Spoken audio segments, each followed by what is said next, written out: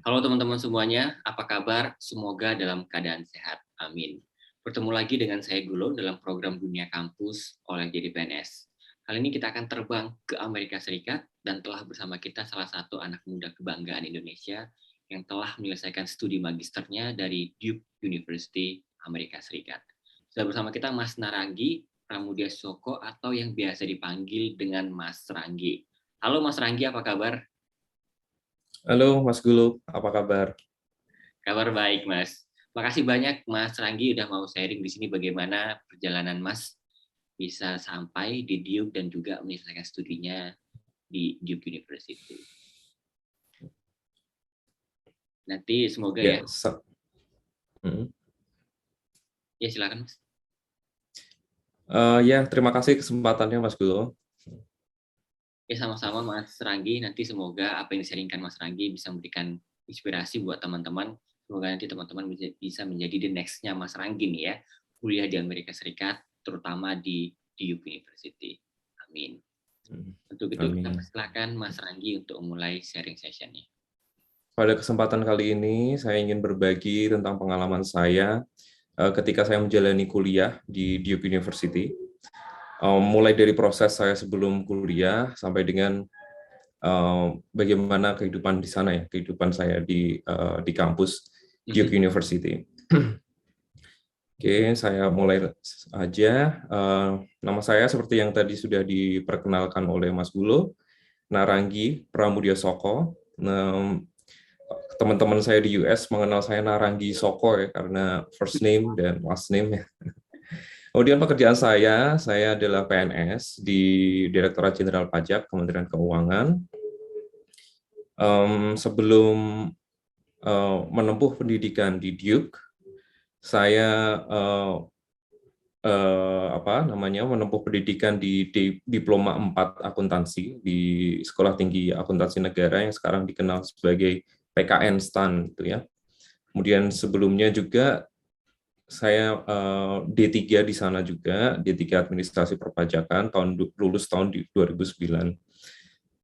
Posisi saya sekarang adalah analis peraturan perpajakan dan kebijakan perpajakan gitu ya, policy and regulation di Direktorat Peraturan Perpajakan 2. Dan khususnya saya melakukan review seperti itu dan harmonisasi peraturan perpajakan khususnya untuk peraturan perpajakan internasional. Sebelum berangkat ke US, ke Duke, posisi terakhir saya adalah pemeriksa pajak di Palopo. Mungkin banyak yang belum mendengar kota Palopo ya, namanya Palopo ya. Palopo itu terletak di Sulawesi, ya di Sulawesi Selatan tepatnya, kurang lebih kalau naik bis ya 10 jam dari Makassar. Gitu. Nanti kita akan lihat lagi petanya Ya, di slide berikutnya. Mas Ranggi, Oke. ini menarik sekali. Ya. Di Hmm. sebelumnya ini seperti apa sih seorang Mas Ranggi di kehidupannya di diploma di PKN STAN? Ya,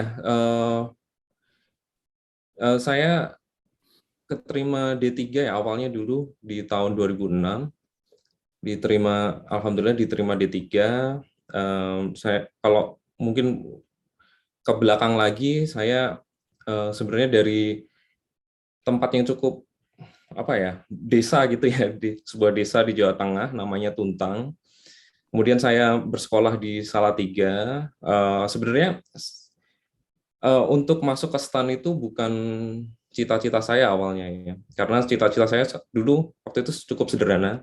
Karena saya berasal dari keluarga yang kurang mampu, orang tua saya nggak bisa kuliahin saya gitu ya. Waktu itu pikiran saya cuma masuk STM gitu. Jadi saya awalnya dulu pengen masuk STM, kemudian kalau di Jawa Tengah ada STM yang cukup terkenal ya, namanya STM Pembangunan di Semarang, dan desa saya itu mungkin sekitar 2 jam dari Semarang. Dan kebetulan juga entah itu memang jalannya Allah ya, jalan Tuhan, saya tidak diterima di STM Pembangunan karena buta warna. Dan pada saat itulah saya tidak tahu karena baru tahu karena kalau saya buta warna.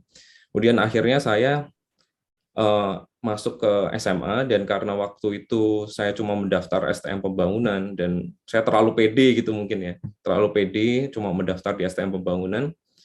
Akhirnya semua SMA negeri di tempat asal saya sudah tutup pendaftaran dan saya cuma bisa mendaftar di SMA swasta. Dan alhamdulillah saya bisa dapat SMA swasta namanya SMA Kristen 1 Salatiga. Kemudian dari sanalah saya berpikir gimana caranya, karena saya sudah SMA ya, saya harus lanjut kuliah, begitu pikiran saya waktu itu. Dan saya alhamdulillah ketemu tetangga, beliau kuliah di STAN dan beliau bercerita kalau di STAN itu gratis gitu. Jadi dari sana saya mulai, oh ya, oke, saya harus keterima di STAN. Nah itulah awal perjalanan saya Mas masuk ke STAN. Kemudian saya lulus di 2009. Penempatan pertama saya di Denpasar Selatan, Kantor Pajak Pratama Denpasar Selatan. Kemudian setelah 2 tahun saya ada kesempatan untuk kuliah ya. Kemudian saya ambillah kuliah lagi di Diploma 4 Akuntansi ini, kembali tugas belajar lagi ya di 4 gitu. Di Tangerang Selatan ya Mas? Gitu. Betul. Dan seperti apa kehidupan Mas Ranggi ini sewaktu Diploma 4 di PKN STAN? Nah, ini cukup menarik juga ya, karena pada saat itu posisi saya sudah menikah dan istri saya hamil. Jadi saya harus pulang pergi setiap minggu dari Jakarta ke Semarang karena istri saya ya posisi hamil, dan kami memutuskan untuk istri saya tinggal di Semarang di tempat mertua saya. Itu Mas. Wow, perjuangan sekali Mas ya. Perjuangan sekali. Iya. Oke, dan kita bisa lanjut Mas. Ya. Nah, ini motivasi saya. Banyak yang bilang, wah motivasinya S2 untuk escape ya dari Palopo gitu. Karena Palopo ya meskipun kota madya ya, mohon maaf bukan merendahkan seperti apa, tapi memang kalau kita membayangkan ya, kalau kita mau membuka mata kita ya, mengakui bahwa memang pembangunan kita di Indonesia itu masih sangat belum merata gitu. Terutama di bagian Indonesia Timur seperti di Sulawesi ini. Maka meskipun Palopo itu kota madya, tapi fasilitasnya jangan dibayangkan seperti kota madya yang ada di Pulau Jawa ya. Misalnya seperti yang saya lakukan ini, ketika saya ke Palopo itu memang saya sudah ada niat gitu untuk mengejar beasiswa S2, dan untuk itu kan saya butuh persiapan seperti TOEFL dan segala macam gitu ya. Nah di sana itu nggak ada untuk TOEFL, dan ada TOEFL ITP, tetapi dia tidak ada jadwal gitu di salah satu universitas lokal IAIN gitu, IAIN Palopo. Tapi dia nggak ada jadwal, jadi dia cuma akan menggelar ketika pesertanya sudah ada 10 gitu. Jadi nggak tahu kapan gitu. Nah, saya ya cukup bingung juga waktu itu, udah daftar di sana tapi kok nggak ada gitu. Wah, belum ada 10 Mas. Sampai berapa ya lama akhirnya Mas? terus saya ya berapa lama ya, pokoknya saya sampai di sana memang udah persiapan gitu Mas. Sebelum berangkat pun saya juga sebenarnya udah persiapan, udah belajar gitu ya, tapi memang saya belum ambil tes gitu. Terus sampai sana ya akhirnya saya mendaftar di Makassar, karena di Makassar ada, meskipun dengan kuota juga ya, tapi chance-nya itu lebih gede karena Makassar kan lebih banyak orang ya, chance-nya lebih gede. Jadi saya mendaftar di Makassar, sempat mendaftar tapi terus kemudian dibatalkan karena saya lupa itu kapan ya, cuma dibatalkan karena peserta nggak cukup. Terus delalahnya kebetulan ada tugas ke Jakarta, dan ya akhirnya setiap saya ini memanfaatkan gitu ya. Setiap ada tugas ke Jakarta, saya ambil TOEFL dan juga TPA Bappenas gitu. Jadi ya lumayan saya ngumpulin mungkin 2 TOEFL dan 2 TPA gitu. Pokoknya setiap saya ada tugas di Jakarta, saya ambil tes. Ada tugas saya ambil tes gitu. Tapi malah mendekati musim-musim pendaftaran, alhamdulillah yang di Palopo itu terus membuka, ada 10 gitu. Kebetulan banget. Dan saya akhirnya ikut yang di Palopo dan yang terakhir itu, dan malah yang paling tinggi nilai saya yang ada di Palopo, dan itulah yang saya pakai gitu. Nah, terus childhood dream, apakah itu motivasi saya? Ya mungkin itu juga ya seperti yang tadi yang saya ceritain ya, karena dulu impian saya tuh nggak ada kepikiran saya akan sampai kuliah seperti ini. Kepikiran saya juga waktu itu cukup sederhana, bisa kerja secepatnya, bisa membantu orang tua gitu ya. Tapi akhirnya ternyata jalan saya berubah, Tuhan berkehendak lain gitu, dan saya ditunjukkan, oh ternyata jalan saya ada di sini, dan alhamdulillah ternyata buta warna itu membawa berkah sendiri bagi saya. Saya nggak tahu kalau saya nggak buta warna, mungkin malah saya hanya, ya bukan hanya ya, tapi maksudnya nggak memiliki kesempatan seperti sekarang gitu. Terus ada juga yang bilang, dan banyak juga saya mendengar dari teman-teman ya, motivasi mereka itu untuk beasiswa luar negeri itu rekreasi, jalan-jalan gitu, jalan-jalan ke luar negeri dibayarin gitu. Nah, kalau saya pikir nggak ada yang salah sih untuk motivasi seperti itu, tapi kalau saya pribadi sebaiknya kembalikan ke ininya ya, marwahnya ya, kalau beasiswa ya untuk belajar. Karena apa? Karena ketika kita mengambil nanti belajar di luar negeri, itu benar-benar tugas ataupun bahan bacaan dan segala macam itu sudah benar-benar menyita waktu kita, menyita waktu banyak banget, dan ya literally gitu ya, waktu luang kita tuh ya ketika liburan, dan itu pun tidak terlalu panjang kecuali untuk liburan winter dan summer gitu ya. Jadi kalau motivasi kita cuma untuk rekreasi, mungkin kita akan ketika akan sampai sana akan dimotivasi karena ya itu banyaknya tugas, banyaknya apa namanya, bahan bacaan yang harus kita selesaikan gitu. Itu benar-benar menyita pikiran dan tenaga gitu. Dan jangan sampai kalau kita motivasinya cuma rekreasi sampai sana, terus kita akan berpikir, loh kok gini sih, aduh kapan aku jalan-jalan ya. Akhirnya malah jadi beban pikiran yang nggak bagus gitu, malah jadi demotivasi gitu. Baik, makasih Mas Ranggi. Mas Ranggi berapa lama tinggal di Palopo? Kurang lebih saya 2 tahun ya. Jadi penempatan saya 2017. Saya ingat banget itu sebelum Lebaran, karena waktu itu saya mau mudik ya sama teman saya, dapat SK gitu, hadiah mudiknya dapat SK, dan kaget juga waktu itu, loh di mana nih Palopo gitu kan, langsung cari-cari map gitu gitu.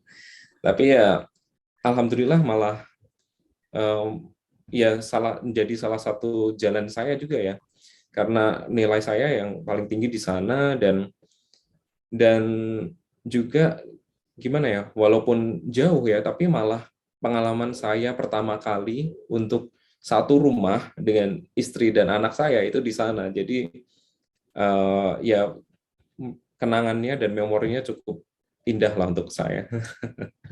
Mas Ranggi ini dapatkan SK ya, surat keputusan untuk pindah kantor ya, kerja itu Betul. Palopo. Bagaimana Mas rasanya hidup tinggal di Palopo selama 2 tahun? Ya, itu tadi ya, seperti yang saya bilang, saya pengalaman pertama saya untuk tinggal serumah setiap hari, bisa ketemu anak istri itu di sana. Jadi saya senang lah tinggal di sana, dan karena banyak juga pendatang, jadi justru kekeluargaannya itu sangat kenceng gitu ya. Kita banyak ngadain kegiatan sama-sama gitu. Ya bahkan ketika saya mau berangkat itu juga teman-teman yang nganterin itu banyak banget, dan ya membuat terharu juga ya. Eh, Ya itu pengalaman yang tidak terlupakan lah, menyenangkan untuk tinggal di sana. Makasih Mas Ranggi. Ya, mungkin kita lanjutkan ke slide berikutnya. Nah ini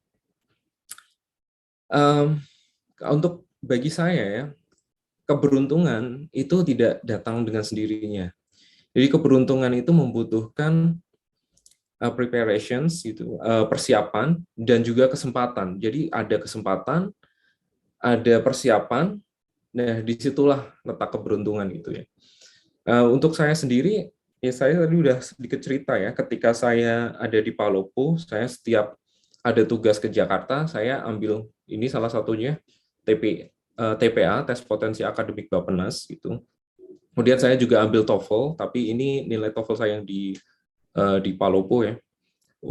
Untuk apa? Untuk mengasah saya, untuk tetap menjaga motivasi saya, dan juga untuk jaga-jaga nih, siapa tahu nanti ada beasiswa yang perlu ini gitu. Waktu itu saya belum ada pikiran, waktu itu cuma pikiran, pertama kali saya ngambil TOEFL waktu di Jakarta itu ada bukaan beasiswa Jepang, JICA ya. Saya pikirannya mau ambil sana, tapi kalau nggak salah saya ketinggalan pesawat atau gimana ya. Jadwal pesawat saya sepertinya berubah gitu ya. Terus dan itu udah menit-menit akhir, jadi saya udah nggak bisa lewat.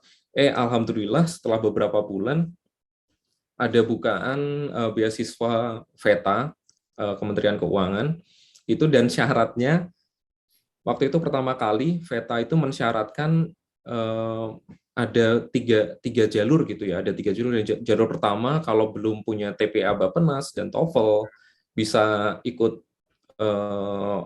seleksi langsung di VETA-nya gitu ya, seleksi. Kemudian kalau yang udah punya TOEFL dan TPA gitu, TPA, itu bisa masuk jalur 2. Nah, karena saya udah punya Bappenas itu dan TOEFL ya, akhirnya saya bisa lewat jalur 2 itu. Gitu ceritanya.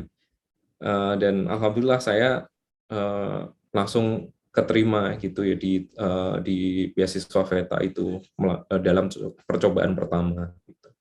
Baik, Mas Naranggi, boleh di-spill Mas, berapa kos yang harus Mas keluarkan untuk mengikuti tes seleksi ini, Mas?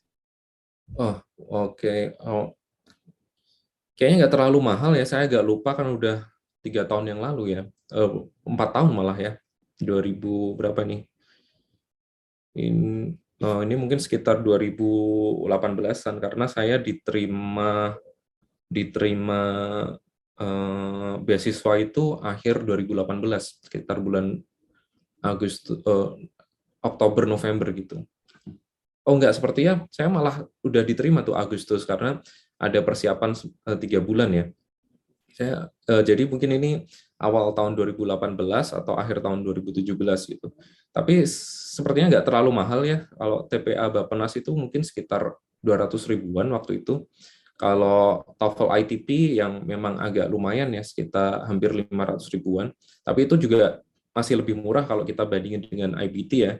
Yang di sini ini IBT itu cukup mahal karena tarifnya dolar, pakai dolar. Kalau waktu saya daftar, kalau nggak salah $250 ya. Oke, berarti hampir di atas 3 juta ya Mas ya? Iya, untuk yang IBT dan IELTS ya. Lumayan ya Mas ya, itu salah satu Lumayan. sakrifice ya, pengorbanan untuk mendapatkan beasiswa. Betul, betul. Tapi jangan salah ya, jangan menyepelekan ITP ya, karena ternyata masih banyak beberapa kampus yang juga nggak apa-apa gitu pakai ITP gitu. Jadi saya pikir untuk langkah awal kalau memang belum bisa IBT, maksudnya apa namanya, karena kosnya mahal ataupun belum pede gitu ya, kan sayang ya kalau kita tes terus skornya tuh kurang bagus gitu ya. Jadi saya pikir langkah pertama untuk ambil ITP itu juga tidak ada salahnya. Gitu. Baik, makasih Mas Ranggi. Ya. Terus iya ini TOEFL IBT saya dan alhamdulillah cukup tinggi ya, di atas 100. Meskipun kalau kita lihat di sini ada yang jelek gitu ya, turun banget speaking saya, kurang bagus. Tapi alhamdulillah overall nilainya bagus dan teman-teman juga harus ini nih aware gitu ya, di kampusnya itu biasanya juga ada requirements, jadi masing-masing section ini minimalnya berapa gitu, jadi jangan cuma melihat total score aja. Oke, itu mungkin untuk tentang persiapan.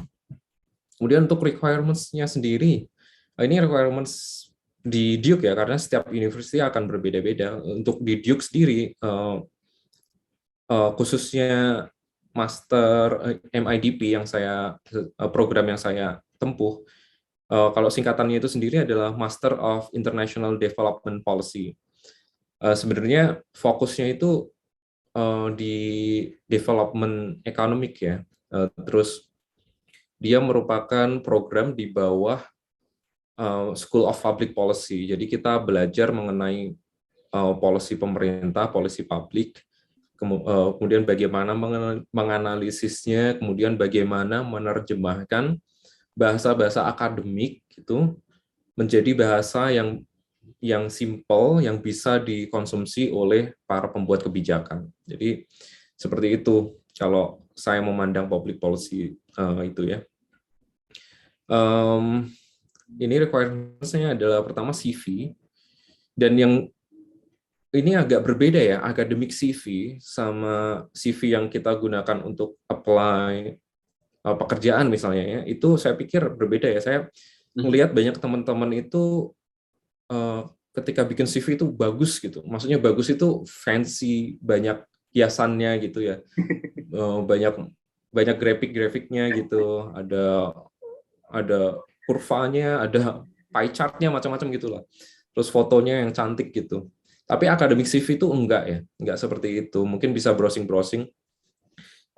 Akademik CV saya sendiri, saya enggak menyertakan foto. Yang penting adalah bagaimana kita menampilkan bahwa kita itu kandidat yang kuat, kita itu punya kemauan belajar gitu.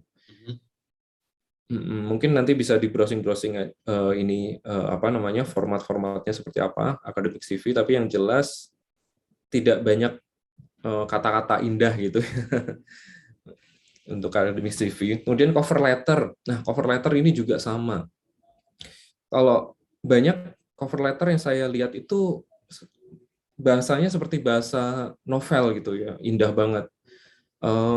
When I was in certain location, I saw a girl gitu misalnya. Terus she was so poor, so I want to help her by belajar lagi untuk bisa membuat kebijakan yang pro poor gitu misalnya. Enggak seperti itu ya cover letter itu ya. Cover letter itu menjelaskan CV sebenarnya, tapi nggak bisa dijelaskan di CV. Misalnya kalau saya itu langsung saya state di awal, di paragraf awal itu saya apa yang saya mau, apa ide saya, kenapa saya pengen sekolah di sana gitu. Dan waktu itu ya saya jelaskan background saya adalah pegawai pajak. Kemudian saya ingin belajar di sini karena saya ingin membantu pengambil keputusan, terutama di bidang pajak ya, untuk mengambil keputusan yang berdasarkan evidence based gitu ya, evidence based berdasarkan bukti akademis gitu. Ya seperti itu. Terus saya sudah background saya sudah belajar ini, saya sudah belajar statistik, nanti saya pengen ngambil mata kuliah ini, dan ini akan membantu saya untuk ini gitu. Itu kira-kira cover letter. Kemudian ada juga essay. IC-nya khususnya terutama policy paper ya, bukan sembarang IC tapi policy paper, yaitu bagaimana kita memandang pendapat kita tentang policy atau kebijakan pemerintah dan usahakan ini adalah policy yang sedang naik daun pada saat teman-teman daftar. Kalau saya waktu itu 2018 saya daftar kan, akhir 2018, itu yang lagi naik daun Google Text gitu kan. Google Text lagi muncul di Inggris. Namanya bukan Google Text, tapi banyak yang menyebut itu ditujukan untuk Google, jadi disebut Google Text gitu ya. Intinya texting digital world gitu ya. Jadi saya ngomongin itu, saya berusaha untuk menunjukkan bahwa saya mengerti isu-isu terkini tentang public policy, kemudian saya mencoba memberikan rekomendasi dan juga bagaimana nanti program saya di Duke itu akan membantu saya untuk lebih lanjut menjawab pertanyaan itu, gitu kira-kira. Jadi waktu itu saya mengambil topiknya adalah texting digital world dan khususnya Google Text gitu ya. Kemudian English proficiency itu ya TOEFL ya, seperti yang kita bicarakan tadi ya, TOEFL-nya, dan sebenarnya syaratnya nggak terlalu tinggi-tinggi banget. Kalau nggak salah untuk IPT itu minimal 90 gitu, dan tidak ada masing-masing sectionnya yang di bawah 18 atau 17, saya lupa. Kemudian ada letter of recommendation minimal 3. Saya sendiri kemarin letter of recommendation-nya yang pertama dari dosen pembimbing saya waktu diploma 4 gitu ya, jadi dosen pembimbing di pendidikan terakhir. Kemudian atasan langsung saya, kepala kantor saya waktu di Palopo. Yang terakhir ini bebas aja sih, tapi saya minta dari teman-teman kerja gitu, dan kebetulan teman kerja saya itu alumni Duke juga gitu. Jadi itu letter of recommendation saya ada 3 itu. Terus kalau teman-teman penasaran mau lihat lebih lanjut, itu ada di link yang saya sampaikan ini ya, bisa di browsing-browsing di situ. Begitu Mas Guru. Mas Ranggi, ini ada beberapa kampus yang mempersyaratkan personal statement. Apakah tidak ada dari Duke atau itu masuk ke salah satu bagian dari ini, Mas Ranggi? Oh ya, cover letter itu yang saya maksud ya, personal statement ya. Ada yang menyebut personal statement, ada yang menyebut cover letter. Itu. Oke, makasih Mas Ranggi. Oke, terus setelah beberapa bulan setelah saya setelah saya menyampaikan requirements, kemudian datanglah ini yang ditunggu-tunggu letter of acceptance gitu. Jadi yang biasa disebut LOA, letter of acceptance, yang menyatakan bahwa saya sudah diterima gitu. Terima kasih banyak Mas Ranggi udah menunjukkan LOE-nya ya tadi ya, atau surat cintanya. Jadi semoga nanti teman-teman ya nanti bisa merasakan, wah pengen dong seperti Mas Ranggi nih kuliah di luar negeri, terutama di Duke University ya. Semoga semakin banyak nih anak Indonesia yang kuliah di Duke seperti Mas Ranggi. Amin, amin. Amin. Mas Ranggi, sewaktu menerima surat cinta dari Duke ini lagi ngapain Mas Ranggi? Sepertinya saya masih di kantor itu ya. Ini suratnya disampaikan lewat email ya. Dan saya memang setelah setelah mendaftar ya selalu cek email terus, itu wajib itu ya. Dan ya senang banget gitu. Langsung telepon keluarga di rumah semua. Wah, bakalan kuliah ke luar negeri. Terima kasih banyak Mas Ranggi. Oke, mungkin bisa saya lanjutkan. Nah, kenapa Duke gitu? Banyak yang tanya kenapa Duke. Kalau saya pribadi, saya membuat variabel seleksi ya waktu itu ya.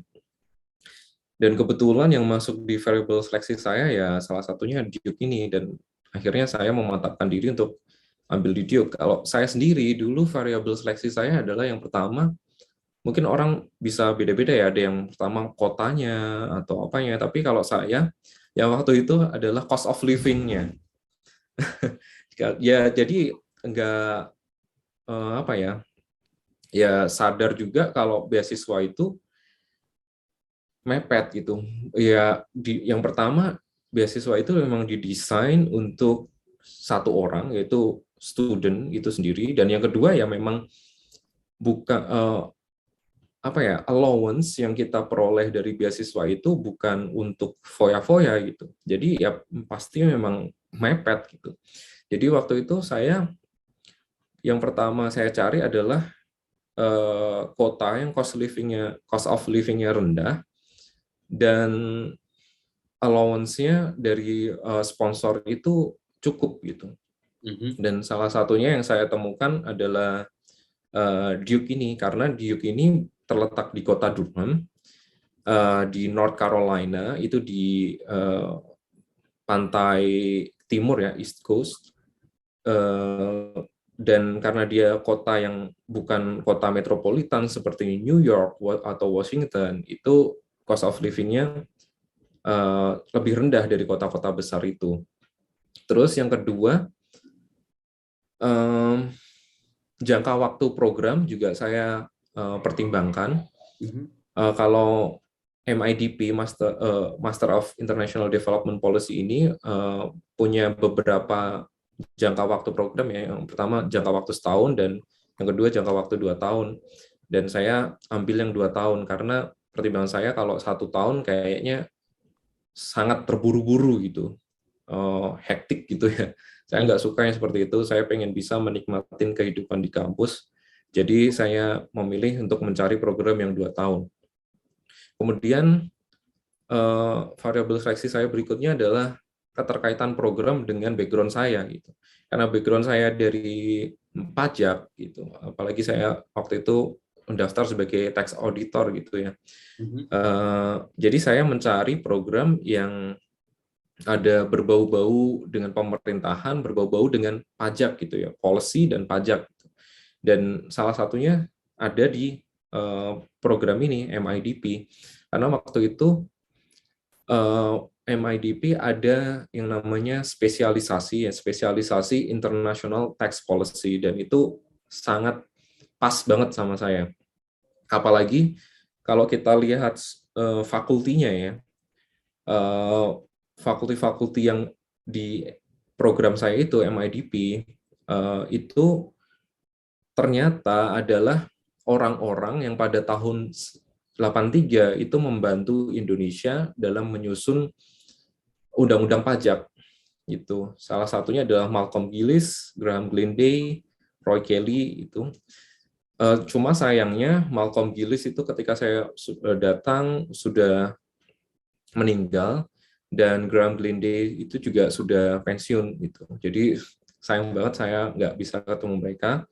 Tapi saya juga ketemu Roy Kelly, dan Roy Kelly ini juga orang yang apa ya, researcher yang sangat aktif gitu ya untuk Indonesia. Maksudnya dia sering mendapatkan proyek untuk melakukan research di Indonesia. Dan yang terakhir sebelum waktu saya berangkat, dia yang membantu kita untuk menyusun undang-undang pajak PBB, dan dia familiar banget sama undang-undang PBB kita dan juga sistem yang kita pakai ya, SISMIOP, itu dia sangat familiar banget. Terus dan kebetulan beliau sekarang juga mendapatkan riset untuk melakukan riset di Indonesia mengenai pajak daerah gitu. Jadi kalau punya dosen yang sangat paham dengan konteks negara kita, itu sangat menyenangkan dan sangat membantu gitu ya. Terus ada J.P. Sukla, Fernando Verhulst, Richard Smelbeck, itu mereka orang-orang yang punya nama lah di bidang public policy gitu, terutama public finance. Kemudian, nah ini ada salah satu fakulti, tapi ini bukan di MIDP ya, dia di Economic School yang sangat orangnya sangat menarik ini. Kalau Mas Gulo dan teman-teman pernah membaca buku Predictably Irrational, mohon maaf ini typo, Predictably Irrational gitu. Itu yang menulis adalah Dan Ariely, dan beliau adalah seorang profesor di Duke, di apa namanya, School of Economics-nya. Itu. Jadi ada kesempatan lah untuk bisa ketemu Dan Ariely di sana ya. Kemudian Roy Kelly ini yang saya tadi udah cerita sedikit, beliau adalah fiscal decentralization expert, dan ya dia senang banget gitu sama Indonesia karena Indonesia inilah salah satu negara yang menganut desentralisasi fiskal terbesar ya, karena kita punya 34 provinsi dan di bawah provinsi itu ada berapa ratus kota kabupaten gitu ya, itu sangat menarik bagi beliau. Kemudian keberadaan komunitas Indonesia itu juga saya pertimbangkan sih, karena saya pikir ya sejago-jagonya kita bahasa Inggris pasti akan ada satu titik di mana kita perlu sharing ke orang yang apa namanya, yang perasaan kita itu cuma bisa diungkapkan dengan mother tongue kita gitu. Dan ya saya lihat di Duke ada komunitasnya, namanya IndoEduke, ini profil Instagramnya IndoEduke, jadi teman-teman bisa coba cek, itu adalah teman-teman Indonesia yang sekarang berada di Duke sebagai mahasiswa ataupun sebagai researcher atau bekerja di sana gitu, bekerja di Duke University. Baik, terima kasih Mas Ranggi. Oke, mungkin bisa kita lanjut ya. Nah, untuk program saya, Master of International Development Policy, itu programnya sangat diverse ya. Ada 32 student waktu saya masuk, dari 23 negara yang berbeda. Jadi ada yang dari Afrika seperti Kamerun, Nigeria, Liberia, terus Eropa ada yang dari Armenia, Albania, ada yang dari Afghanistan. Nah itu sangat diverse sekali. Jadi apa ya? Ketika kita diskusi di kelas itu sangat menarik ya, karena ada banyak perspektif yang ditampilkan di sana. Ada yang ngomongin konteksnya dia di Afghanistan, dari negara yang sedang berkonflik. Ada yang dari seperti Kamerun, negara berkembang yang ada di Afrika gitu, yang dia berada di bawah apa ya, Prancis gitu ya, persemakmuran Prancis gitu.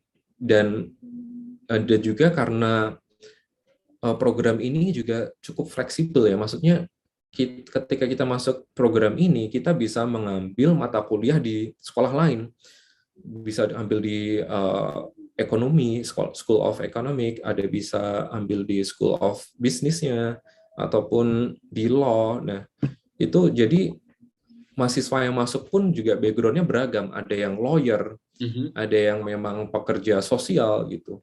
Jadi itu benar-benar bisa gimana menambah apa namanya, warna gitu ya ketika kita melakukan diskusi di kelas. Dan ya itu menariknya karena kita bisa ngambil di mata kuliah di sekolah-sekolah lain, kita bisa punya teman di banyak sekolah gitu ya. Kalau saya sendiri kemarin ambil beberapa kelas di law school-nya, dan kita di sana juga bisa belajar banyak gitu dari orang-orang yang memang background-nya law gitu ya, yang nggak sama dengan kita gitu. Mas Ranggi, ini menarik sekali ya. Untuk angkatannya Mas Ranggi sendiri itu yang diterima 32 orang, Mas ya? Iya, betul. Berarti ini sangat kompetitif sekali ya, Mas Ranggi ya? Ya saya pikir gitu ya. 32 orang dan ya kelasnya jadinya kecil-kecil ya. Satu kelas paling 5 orang itu udah banyak banget, apalagi bisa sampai 10 orang yang memang kadang ada kelas yang memang untuk kelas besar gitu ya digabung dengan program lain dan itu besar, tapi rata-rata kelas-kelas yang untuk spesialisasinya itu kelas kecil, jadi kita bisa istilahnya kita bisa apa ya, dosennya untuk kita sendiri gitu loh, bisa Oke. bisa kita ajak ngobrol diskusi sebanyak-banyaknya yang kita mau gitu. Oke, itu salah satu keunikannya Mas ya, kampus di Amerika ya. Jadi kelasnya itu kecil ya, sehingga Betul, intensnya ke inti intens. ya, lebih intim dengan dosennya. Dan apakah Mas Ranggi satu-satunya orang Indonesia di 32 orang ini? Oh enggak, untuk dari Indonesia ya, eh, saya, kemudian ada 3 orang lainnya, 2 orang dari DJP, terus 1 orang dari Bank Indonesia. Menarik sekali Mas Naranggi. Mas Ranggi ini Master of International Bentar, Development maaf, Policy. ini Mhm. Siri saya hidup sendiri. Oke. Oke, oke. Nanti kita akan Mas. Kita lanjut Mas ya. Bentar Oke. aku ada nanya. Bentar. Oke, untuk Master of International Development Policy sendiri, itu Mas spesialisasinya kan International Tax Policy. Itu apa aja tuh yang Mm-mm. Mas pelajari di sana? Oke, jadi international tax policy ini agak berbeda dengan international tax yang kita kenal di eh, pada umumnya ya. Kalau pada umumnya ketika kita ngomong international tax itu biasanya dia ada di bawah School of Law, hukum itu. Dan di sana kita akan belajar teknisnya ya, teknis bagaimana hukum pajak internasional. Tapi di sini agak berbeda karena di sini policy. Kita ngomongin eh, tax policy dan tax administration itu eh, best practice-nya di internasional seperti apa itu. Jadi ini agak berbeda dengan international tax yang ada di School of Law gitu. Baik Mas. Jadi misalnya kalau kita mengenal ada kalau international tax pasti selalu OECD gitu ya. OECD guidelines, transfer pricing gitu-gitu. Dan kalau di international tax policy itu kita belajar kenapa sih harus ada OECD, kenapa sih ya transfer pricing itu ada, bagaimana dampaknya terhadap ekonomi, seperti itu, Mas. Makasih Mas Ranggi. Mas Ranggi dalam jurusan MIDP, subjek atau mata kuliah mana yang sangat menarik nih buat Mas Ranggi sendiri dan mengapa? Eh, Mungkin yang paling menarik untuk saya ada comparative tax policy ya. Jadi itu membandingkan tax policy antar negara gitu, seperti apa, melihat tax policy yang digunakan di dunia global itu seperti apa. Dan di sana kita bisa melihat itu, oh ternyata unik ini, masing-masing negara itu punya tax policy yang berbeda, punya sovereignty itu ya, apa, mereka kedaulatan untuk merancang yang berbeda, dan mereka saling berinteraksi walaupun berbeda, itu saling berinteraksi melalui perdagangan internasional gitu misalnya. Dan itu interaksinya itu ya menimbulkan plus minus untuk negara kita ya, yang harus kita kelola. Terus favorit saya juga ada public finance. Public finance ini membahas mengenai eh, apa namanya, keuangan negara gitu ya, dari sisi pendapatan dan juga belanja. Jadi kita melihat bagaimana efek pendapatan atau tax gitu terhadap eh, apa namanya, di keuangan negara seperti apa, pentingnya seperti apa, lalu bagaimana menyusun pengeluaran yang memberikan dampak yang kita inginkan gitu. Makasih Mas Naranggi. Ya.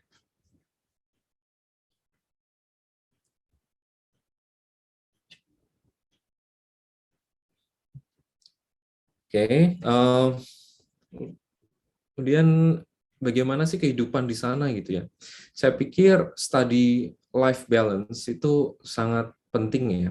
Ketika saya datang itu saya langsung dikasih kabar gitu bahwa ada mahasiswa yang mohon maaf suicide gitu ya, bunuh diri karena dia stres dengan tekanan kampus, tekanan tugas gitu. Dan ya memang saya pikir untuk kuliah di top 100 universities in the world itu bukan hal yang mudah. Kita harus punya motivasi lebih untuk belajar dan juga punya dedikasi gitu untuk belajar ya. Dan tapi jangan lupakan study life balance itu. Kita jangan cuma belajar terus, tapi sempatkan untuk bergaul, untuk ya main, walau sekedar hangout gitu ya, untuk ngumpul sama teman-teman. Dan itulah kenapa saya tadi bilang penting juga nih untuk punya teman yang memiliki bahasa ibu yang sama, karena di sana nanti kita bisa saling sharing gitu ya, yang bisa benar-benar meringankan apa namanya pikiran kita. Ya, alhamdulillah kemarin kan saya membawa keluarga ya, bisa membawa keluarga, jadi saya bisa sharing dengan keluarga. Dan saya pikir kalau misalnya saya sendiri ya akan sangat berat sekali. Dan ya karena itulah saya selalu mengencourage untuk teman-teman itu untuk apa namanya, jangan cuma belajar aja gitu ya, karena ya itu kita butuh yang namanya study life balance gitu. Semua harus balance, belajarnya balance, tapi juga yang non akademiknya juga harus balance. Dan di tahun kedua juga ada, jadi hampir setiap tahun ya ada yang meninggal eh, karena stres gitu. Dan saya harap teman-teman nggak ada yang seperti itu gitu. Oke, ini bisa kita lanjut. Terus bagaimana sih kehidupan umat muslim gitu, karena saya sendiri muslim ya. Sebelum saya berangkat itu memang ada ketakutan di situ ya, karena kalau kita lihat media itu kan seperti yang ngeri banget gitu ya, kayaknya kok anti muslim banget orang-orang di Amerika ini. Tapi ternyata setelah sampai di sana saya salah banget. Justru mereka itu sangat menghargai perbedaan, terutama di lingkungan kampus seperti ini ya, apa kota Durham gitu yang memang kota kecil dan yang banyak itu mahasiswa. Jadi saya pikir budaya di sana itu yang benar-benar terpengaruh dengan budaya akademis. Jadi mereka sangat menghargai perbedaan gitu. Tidak, selama saya di sana, istri saya juga berjilbab, kami tidak pernah menemukan apa ya perlakuan diskriminasi gitu yang membedakan gitu. Dan jangan khawatir juga, makanan-makanan yang halal itu banyak dan mereka terbuka. Kalau kita tanya apakah itu halal atau enggak, mereka tahu. Mereka tahu. Bahkan kebetulan istri saya kan ambil part time di kantinnya Duke gitu ya. Di sana ada pelatihan seperti apa sih makanan halal itu, seperti apa makanan apa kalau untuk Jews ya Yahudi apa saya lupa istilahnya. Jadi mereka mengerti halal food itu bagaimana dan mereka bisa menjelaskan bahwa ini halal atau tidak. Dan kalau ingin belanja juga ada komunitas-komunitas Muslim di sana yang mereka menyediakan makanan yang memang yang dijual memang sudah benar-benar halal gitu, halal markets gitu ya. Itu juga ada, jadi jangan khawatir untuk makanan tidak akan ada masalah. Dan untuk ibadah juga meskipun kita nggak akan bisa menemui masjid sebanyak di sini ataupun musola di kampus, tapi pasti akan selalu ada ruangan di gedung itu yang memang ditujukan untuk semua orang bisa beribadah, nggak cuma untuk orang Muslim gitu ya. Terus ini adalah pemandangan pada saat sholat Jumat ya. Jadi kampus menyediakan hall gitu, suatu hall ruangan gede gitu untuk yang bisa kita pakai Muslim community di Duke untuk sholat Jumat. Jadi dan Mas, ya sholat Jumatnya ada perempuan ya Mas ya? Iya, ya itulah yang unik ya, karena di sana juga mendukung apa ya, kebersamaan gender gitu ya. Jadi kita tidak bisa menolak kalau perempuan mau ikut gitu. Jadi semua terbuka untuk laki-laki maupun perempuan. Dan setelah sholat Jumat itu biasanya nggak biasanya, udah pasti udah pasti dari Muslim community Duke itu eh, mereka menyediakan makan-makan gitulah. Jadi ini poin plus juga Salah satu untuk motivasi ya Mas ya? iya iya, salah satu motivasi, apalagi untuk kami ya mahasiswa yang penerima beasiswa kan biasanya mepet ya. Nah ini merupakan salah satu kesempatan untuk makan banyak gitu. Ya, menarik banget. Dan ya kita juga bisa melihat, oh ternyata Muslim di negara-negara berbeda itu punya kebiasaan yang beda-beda juga gitu. Dan itu menarik banget.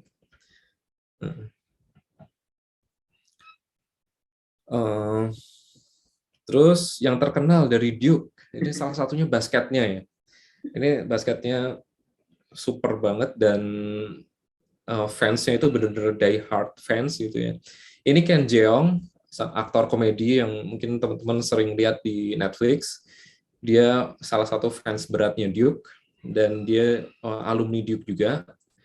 Terus kita juga punya nih di tim basket nasional kita ya, salah satunya yang kita nasionalisasi itu dari Duke University juga. Jadi jangan ditanya seperti apa kehebatan tim basketnya. Dan yang menarik itu ketika ketemu dengan UNC, University of North Carolina. Ya, kebetulan kotanya sebelah-sebelahan ya, Durham dan UNC. Nah, UNC ini punya histori yang mentereng juga, karena di sana ada Michael Jordan. Jadi Michael Jordan kan dulu dari UNC. Dan setiap kelas ketemu dengan Duke itu pasti selalu ramai sekali. Tapi jangan bayangkan, jangan takut, jangan bayangkan ini seperti Persib versus Persija gitu ya. Enggak. Meskipun mereka die hard fan gitu, ketika match-nya Duke versus UNC itu pasti udah heboh banget. Jalanan itu sampai macet, ditutup sana sini. Kemudian kita juga bisa ngelihat fansnya UNC misalnya mobilnya itu udah full aksesorisnya UNC gitu ya. Tapi ketika kita ketemu ya saling sapa. Bahkan saya pernah ketemu, saya pakai full aksesoris Duke, itu saya ketemu die hard-nya UNC gitu ya di market gitu, di Walmart. Saya agak takut juga pertama, tapi dia langsung menyapa, UNC will win gitu kan, tapi dia ketawa gitu. Jadi ya itu yang menarik juga sih. Oh ya Mas Ranggi, ini menarik nih. Kalau Mas nonton nih pertandingannya, itu gratis atau bayar Mas?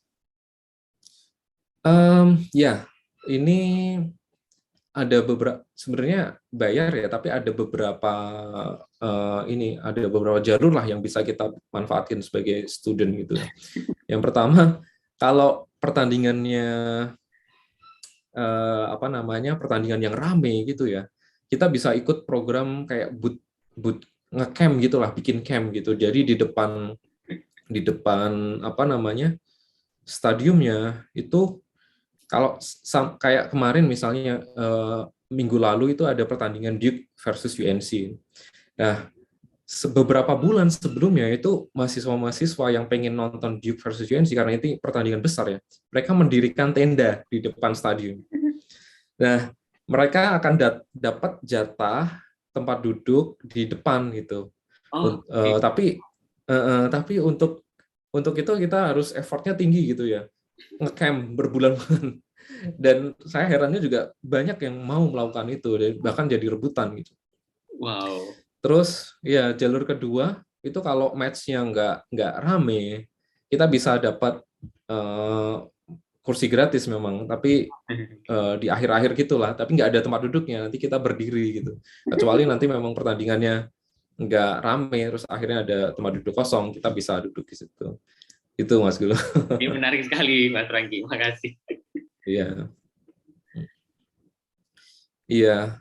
Dan sayangnya saya angkatan corona ya. Jadi iya, jadi baru 1 semester terus udah lockdown semua. Jadi saya cuma bisa menikmatin pertandingan-pertandingan seperti ini di semester pertama, dan semester berikutnya udah lockdown semua.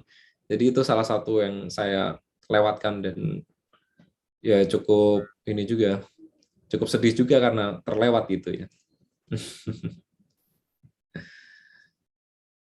Oke.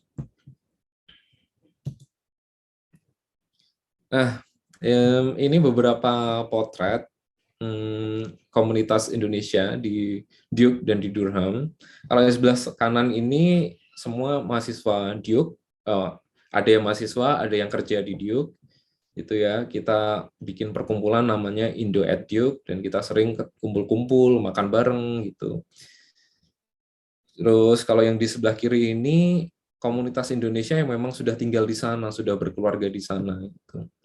Kita juga sering kumpul sama mereka. Mereka juga senang banget kalau ada mahasiswa baru yang datang dari Indonesia ya. Udah pasti, dan mereka udah mengerti gitu. Oh, ini ada mahasiswa baru, ayo kita ini jaga gizinya gitu, asupan gizi. Oh, gitu. Jadi akan sering banget diajak, diundang untuk makan bareng di sana gitu. Wow. Dan ini kalau sebelah kiri ini kami diundang untuk makan-makan untuk merayakan kelulusan angkatan saya ya. Ya, itu juga salah satu ya hal yang bikin kangen gitu di sana. Nah, kalau ngomongin tentang kotanya sendiri, itu sebenarnya kayak apa sih dan di mana gitu ya. Kalau kotanya itu namanya Durham. Dia bukan ibu kota negara, state negara bagian, itu bukan. Dia ya kota, jadi seperti yang saya bilang tadi, kotanya kota small town gitu ya. Dan karena small town ini ya ada plus minusnya sih. Minusnya kita nggak akan bisa menemukan gedung-gedung tinggi pencakar langit gitu ya, seperti yang kita lihat kalau kita nonton film Spider-Man gitu misalnya di New York. Nggak akan ada juga subway gitu. Okay. Tapi plusnya itu kotanya masih bener-bener asri banget gitu. Udaranya bener-bener seger, dan langitnya itu yang bener-bener biru, yang belum pernah saya lihat sebelumnya, bener-bener clear, biru gitu. Wow. Dan ya karena sekitarnya juga hijau, banyak hutan-hutan gitu ya. Kita harus hati-hati nih misalnya kalau di jalan, karena seringkali ada hewan yang nyebrang gitu, rusa nyebrang gitu, terus ada kelinci liar gitu. Wow. Terus kalau kita mungkin jalan-jalan di sini, kalau di jalan sering lihat hewan itu tikus gitu ya. Kalau di sana lihatnya tupai. Jadi yang ada di tempat sampah kresek-kresek apa itu? Oh ternyata tupai. Ini bukan tikus tapi tupai. Dan karena asrinya itu, keasriannya itu, salah satu julukannya Duke itu Forest University atau University in the Forest gitu ya, karena dikelilingin hutan. Wow. Kelilingi banyak hijau-hijau gitulah. Dan ini salah satu pusat main attraction di downtown-nya ya seperti ini aja gitu, nggak yang benar-benar kayak high tech gitu ataupun gedung pencakar langit. Dan Durham ini dulunya terkenal karena produksi pabrik tembakau. Jadi ini kalau Mas Gulu bisa lihat Lucky Strike ya, merek salah satu rokok gitu, dulu factory-nya, pabriknya itu di Durham ini. Dan pemiliknya itu namanya keluarga Duke ya. Dan mereka akhirnya pindah haluan bisnis, nggak lagi bisnis tembakau, dan mereka menyumbangkan sebagian dari profit mereka ke universitas lokal yang sekarang menjadi Duke University. Makanya untuk sebagai tanda terima kasih itu, Duke University mengganti namanya dari dulunya namanya Trinity College, terus diganti menjadi Duke University, mengambil nama dari keluarga yang memiliki Lucky Strike ini. Oke, menarik sekali sejarahnya. Ya, terus lokasinya itu sendiri ada di East Coast. Ini kebalikannya dari West Coast ya. Kalau di West Coast kita bisa nemuin banyak kota-kota besar kayak California, Los Angeles, San Francisco, itu di West Coast. Nah, kalau ini di sebaliknya di East Coast, tapi nggak terlalu jauh dari Washington sebenarnya. Hanya 4 jam by driving gitu ya. Kalau kita nyetir itu 4 jam. Terus kalau ke New York yang lumayan itu kurang lebih 11 jam. Gitu. Oke, nah ini sedikit ini ya gambaran kotanya nih. Ini ya sebelah kiri atas itu taman kota. Taman kotanya aja seperti itu kan. Wow, ini Ya, benar-benar di tengah hutan, Mas ya. jadi ada sungainya gitu yang asri banget. Terus ya hutan-hutan gitu. Terus salah satu industri yang pertama kali maju di US itu kan industri rel ya, kereta api. Ini saya ada di museumnya, museum kereta api di North Carolina. Dan ini downtown-nya sebelah kiri bawah. Ini patung bull itu adalah lambang kota Durham. Jadi Durham itu julukannya Bull City gitu ya, kota banteng gitu. Kenapa, Mas Dan Anji? ini patungnya. Wah, untuk sejarahnya saya kurang tahu ya. Tapi sebutannya seperti itu. Dan ini downtown-nya ya seperti ini aja, bukan yang rame dan crowded gitu kayak di New York gitu ya. Terus ini juga salah satu danau yang ada di kotanya juga. Ini angsa-angsa liar ya. Jadi memang benar-benar asri banget. Jadi kita kalau berangkat kampus kadang di langit wek wek wek gitu, angsa-angsa pada lewat. Udah terbang, terus kadang juga mereka cari makan di bawah gitu ya, di lapangan gitu, dan nggak ada yang nangkepin, nggak ada yang nembakin, nggak ada yang mengganggu gitu. Jadi semuanya masih benar-benar asri, masih wildlife-nya juga masih ada gitu. Jadi benar-benar ini banget lah, berkesan banget. Wow, ini Mas Ranggi kuliah di kota tapi seperti di hutan ya, Mas ya? Iya. Tapi jangan bayangkan untuk aksesnya susah tuh, enggak ya.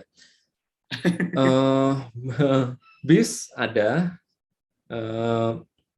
dan murah juga.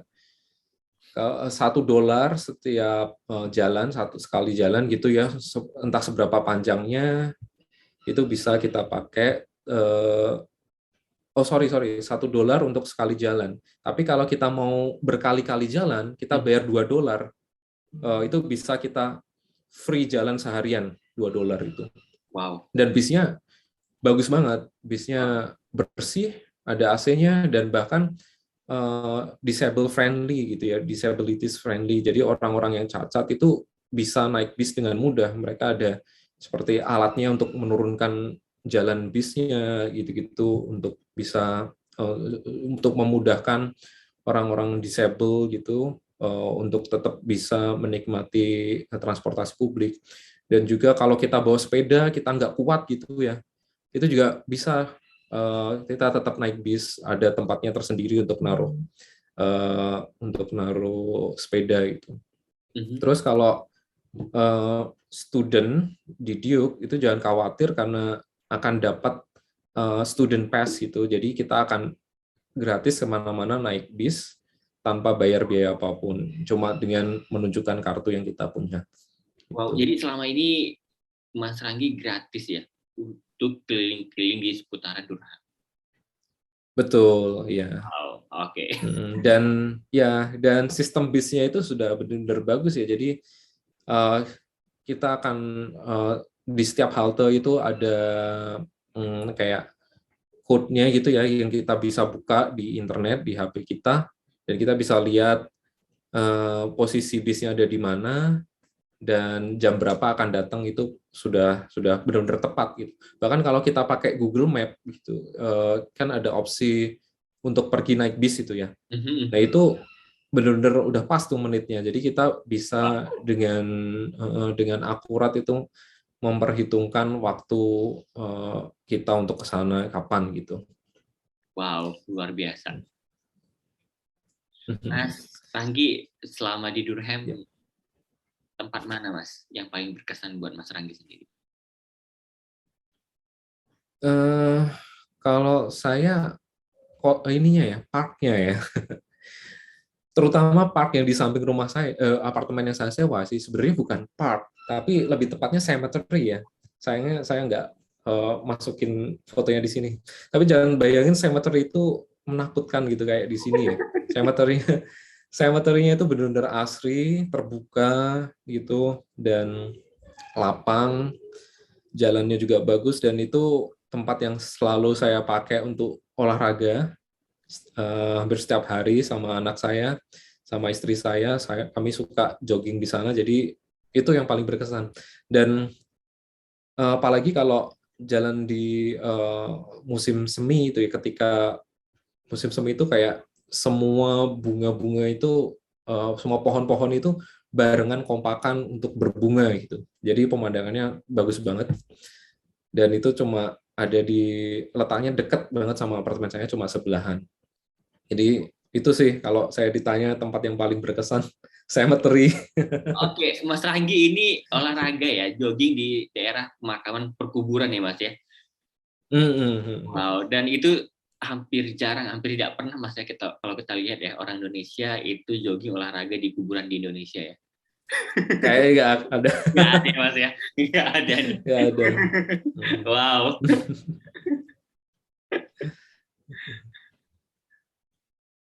Oke. Nah, kalau ngomongin uang nih ya, selalu pasti jadi pertanyaan besar ya. Uangnya cukup nggak gitu?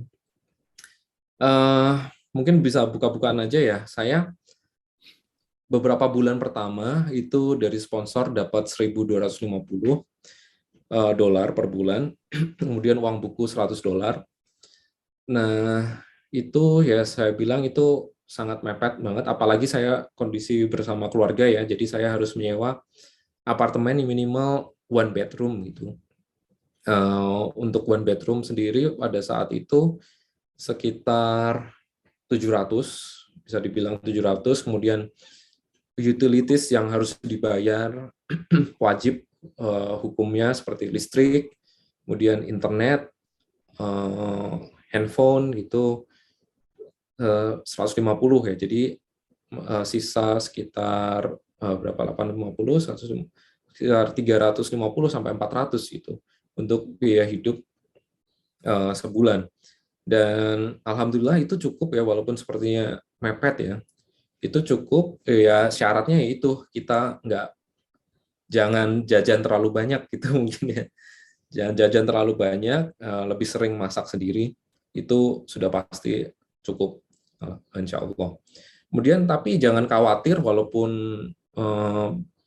mepet ya masih ada kesempatan untuk earn extra money gitu ya. Dan kebetulan di tahun kedua saya dapat penawaran untuk menjadi teaching assistant gitu, asisten pengajar di kelas public finance. Dan itu sangat membantu sekali karena lumayan banget itu dapat uangnya dari sana. Terus ada juga misalnya seperti istri saya untuk bisa bantu sedikit-sedikit gitu ya. Itu istri saya mengambil pekerjaan part time di kantinnya Duke sebagai waitress dan kadang sebagai cook juga gitu di sana. Dan itu ya amat sangat membantu banget gitu.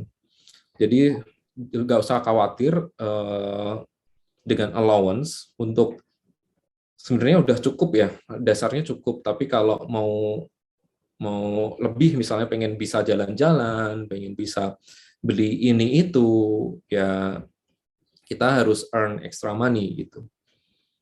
Dan banyak juga kesempatan di sana untuk earn extra money. Jangan khawatir, ada bisa juga kayak babysitting gitu, itu juga lumayan, bisa dibayar $15 per hour, atau mungkin kadang juga ada orang yang butuh, kalau suka ini ya, suka pet gitu ya, untuk merawat petnya selama beberapa hari, nanti dapat dibayar berapa ratus dolar gitu.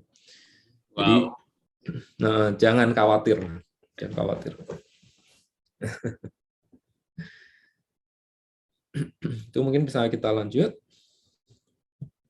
Nah, ya itu mungkin segitu aja yang bisa saya sampaikan ke Mas Gulu dan teman-teman. Saya harap sharing saya ini bisa membantu teman-teman dan bisa memberikan motivasi lebih teman-teman untuk apply beasiswa dan sekolah di luar negeri, untuk sekolah di salah satu kampus terbaik di dunia, gitu ya. Dan ya untuk terus belajar, semangat belajar. Gitu. Terima kasih, Mas Gulo. Terima kasih banyak Mas Ranggi udah sharing. Mas Ranggi ini kuliah di salah satu kampus terbaik di dunia. Stres kah Mas Ranggi? Stres itu jelas ya.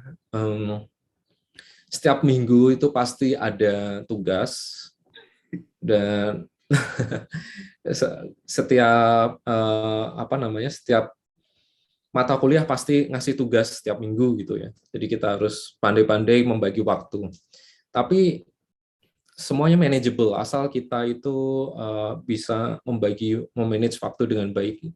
Di tahun kedua saya selain kuliah, saya juga harus membagi waktu sebagai teaching assistant, dan juga membagi waktu sebagai ini saya ngasih private tutor gitu ya, untuk salah satu teman di sana, private tutor.